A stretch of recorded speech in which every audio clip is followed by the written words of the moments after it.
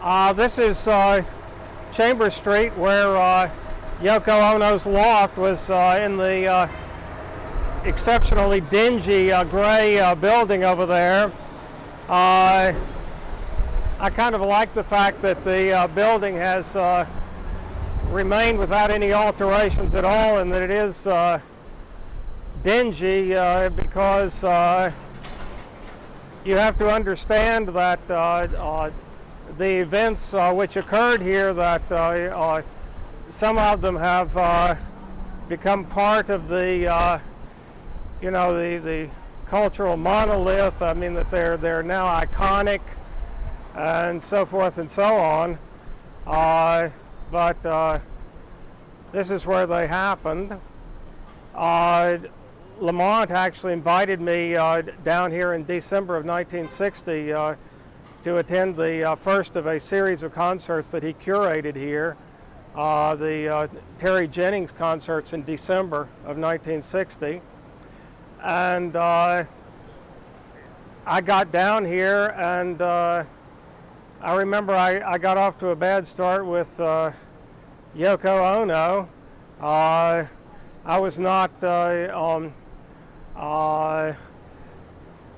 particularly cultivating my social skills at that point. I think that I was desperately trying to find somebody, a like-minded person, and so I was treating people very dismissively as a result of that.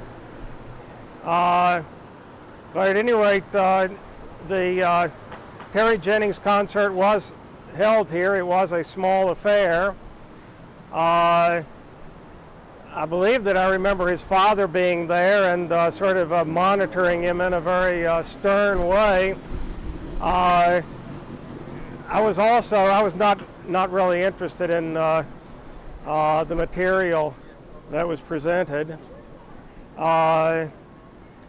After it was over, I seem to remember that both of them picked up Lamont and Terry, who had been using their saxophones to play modern compositions, picked them up, and Lamont began running a few Coltrane licks and so forth and so on. That probably impressed me as much as anything, since it was the first time I think that I'd ever been in the same room sort of socially with somebody who was familiar with that genre. It was still completely new at the time, of course.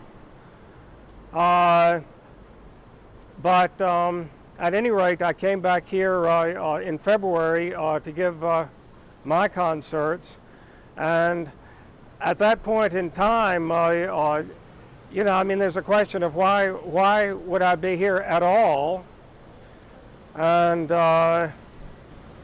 I suppose that it is because I had accepted the premise, which I'd encountered at Harvard, that there was sort of a cultural pyramid, and that what Stockhausen was doing was at the top of it, and then Cage had some additional stature because what he was doing was more, irresponsible or absurd or something like that. And then Lamont had already come along and had already staked out a position beyond Cage, quote unquote. I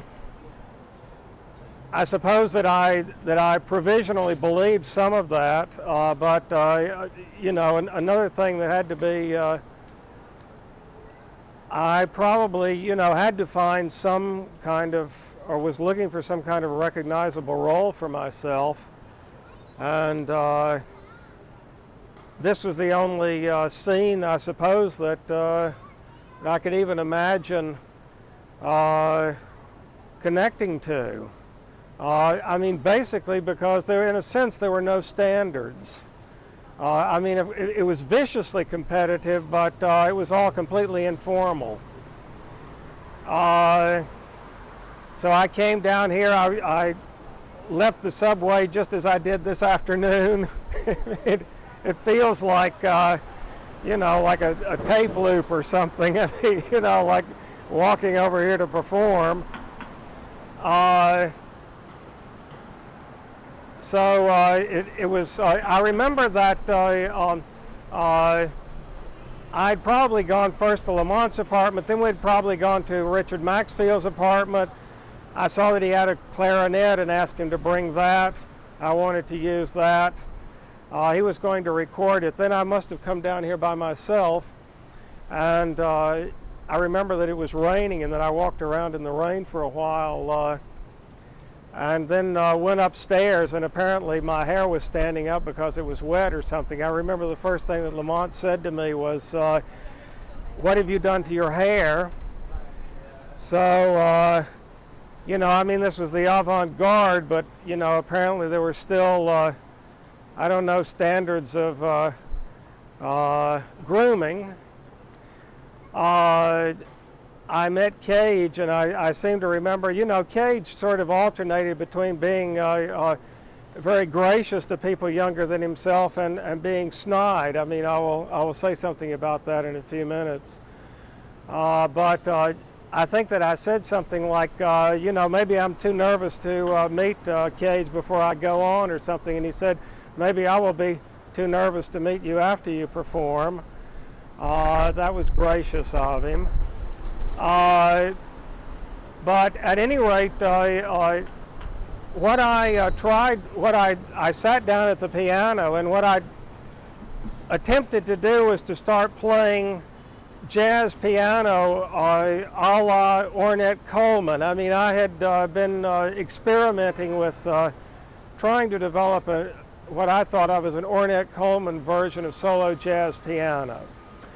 And I had decided that apparently I'd already decided that I'd had it with the avant-garde and that I was just going to do this as a solo jazz piano concert. But the room was so square that, you know, I couldn't make anything plausible happen. I mean, I had actually recorded a tape which I'd played for Lamont, and